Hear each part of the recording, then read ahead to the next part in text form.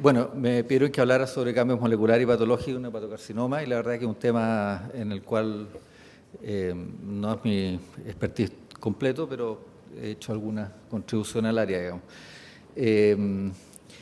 No tengo ningún conflicto de interés, porque no participo en nada de aspectos comerciales, solo con investigación académica.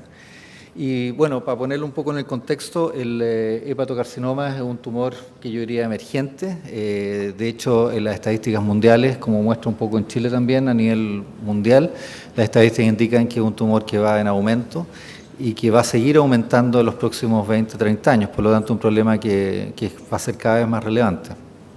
Y eso es lo que muestra esta curva progresivamente ascendente. En el hepatocarcinoma existen múltiples agentes etiológicos, que es lo que se ejemplifica acá arriba: agentes virales, aflatoxinas, patologías metabólicas como la hemocromatosis, otras formas de cirrosis, el alcoholismo, y que en el fondo de alguna manera traduce lo que se muestra aquí abajo, que es una progresión continua desde un hepatocito normal, pasando por una etapa de inflamación, cambios de tipo cirrótico y finalmente cambios preneoplásicos o displasia, para finalmente establecerse el HCC o carcinoma hepatocelular. Esta obviamente es una cascada idealística, digamos, no necesariamente lineal, y al igual que en otros órganos trata de sistematizar un fenómeno progresivo de una lesión benigna a una lesión maligna, y muestra que no es un cambio inmediato, sino que hay una acumulación de daños genéticos probablemente que dan cuenta de esta progresión. Eso lo comento porque esta es un artículo que consolida las distintas clasificaciones que hay para la staging del hepatocarcinoma, y lo que esto está mostrando es que existen múltiples clasificaciones, que algunas de ellas tienen ciertas sobreposiciones, pero varias, como estas que se muestran acá, son completamente distintas. Lo que están traduciendo es una heterogeneidad de este fenómeno acumulativo, progresivo, extremadamente complejo desde el punto de vista molecular y genético, y que eso es lo que se traduce finalmente en la clínica, en que es una enfermedad compleja, digamos, y que tiene múltiples variantes y distintas formas de progresión. Eso de alguna manera es lo que quiero hacer el contrapunto, que una célula normal está desarrollando alrededor de 500 procesos metabólicos de forma simultánea. Eso es lo que hace una célula que es normal. Entonces, si uno piensa en lo que ocurre en una célula patológica y en una progresión patológica, esta complejidad de 500 procesos simultáneos,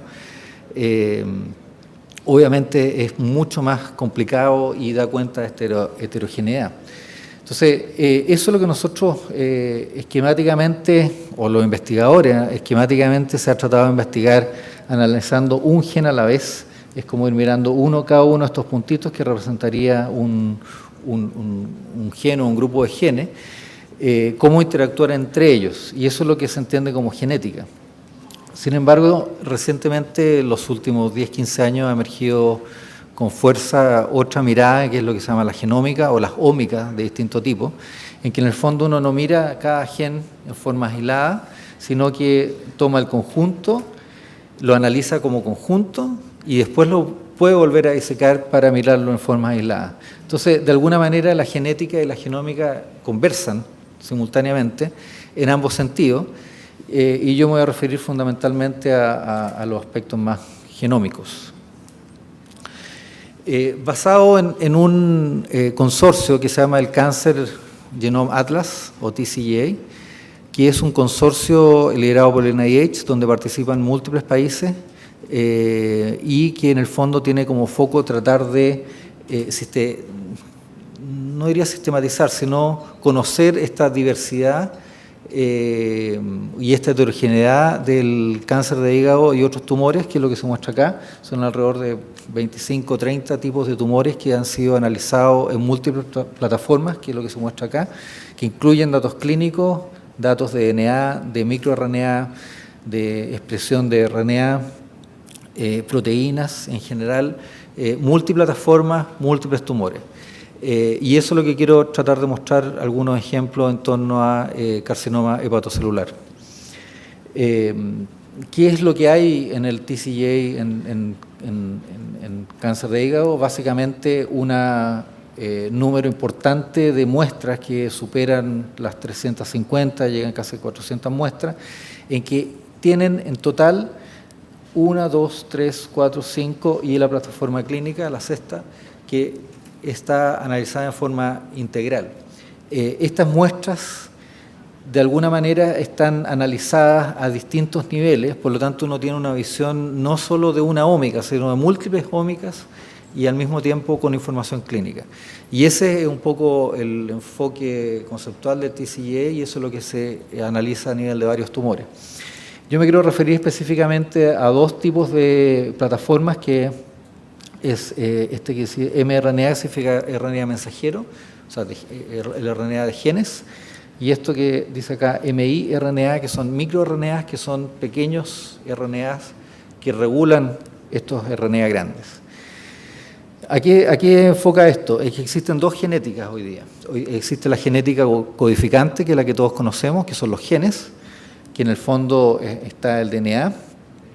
Todo esto son regiones regulatorias. Aquí está el DNA, que codifica para un RNA mensajero, de ahí viene mRNA, y eso codifica para una proteína. Este es el famoso código genético de la secuencia DNA, RNA, proteína.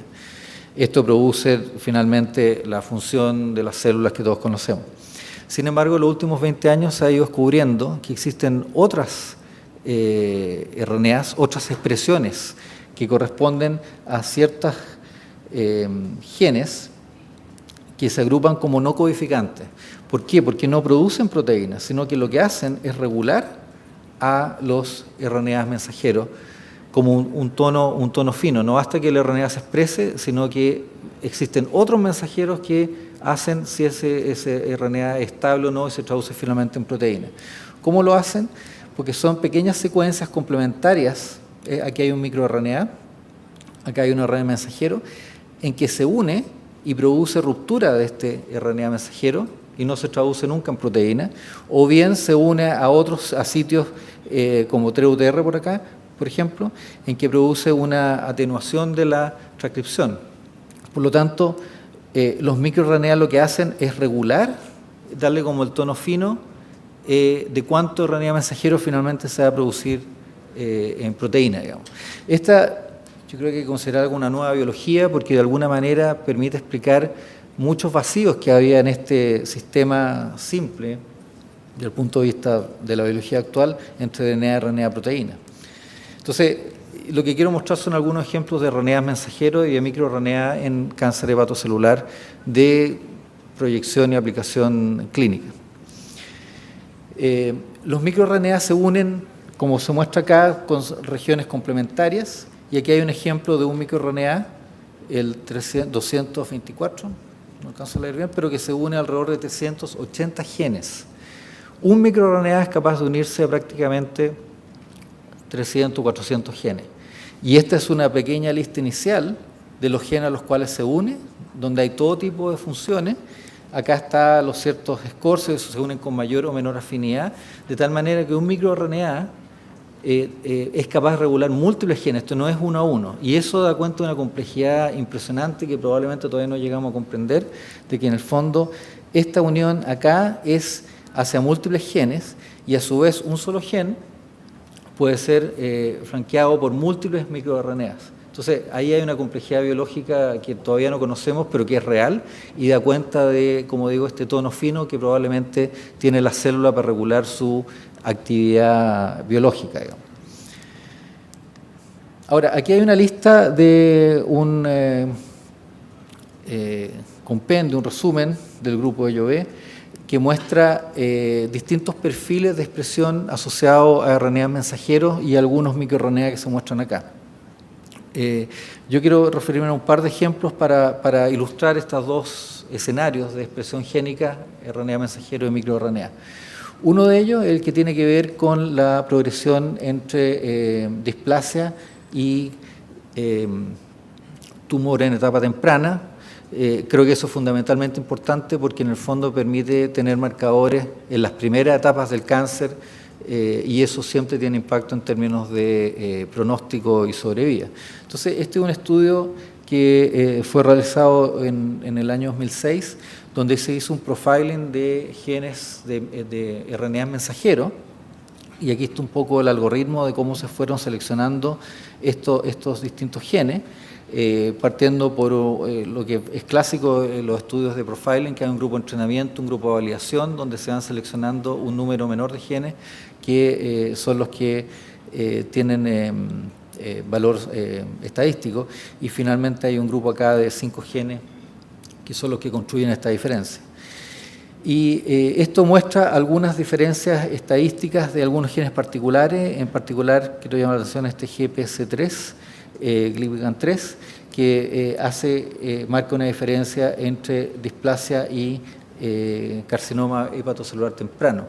Esta es una lista, en el fondo, de genes particulares obtenidos a partir de datos de análisis masivos de genes, y eso le hago énfasis porque es para mostrar que la genómica de alguna manera ilustra a la genética. Cuando uno analiza cada uno de estos genes particulares, estamos hablando de genética. Cuando analiza en conjunto de genes, estamos hablando de genómica.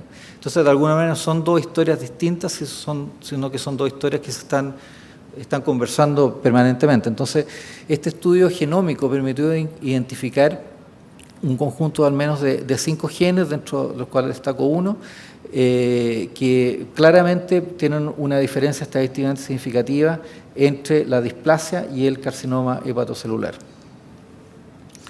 Ahora, moviéndonos a microRNAs, las primeras publicaciones fueron en el año 2006, y aquí lo que muestra es un profiling de distintos tipos de condiciones, hepatocitos primarios, hepatomas, tejido no tumoral, líneas celulares, para un panel de microRNAs que también muestran que hay ciertas diferencias. Se fijan acá, este color morado aquí está mostrando cáncer, y básicamente se concentra en este grupo de este esquema, de este mapa de expresión de microRNA. En cambio, las lesiones no tumorales básicamente se concentran en este otro grupo.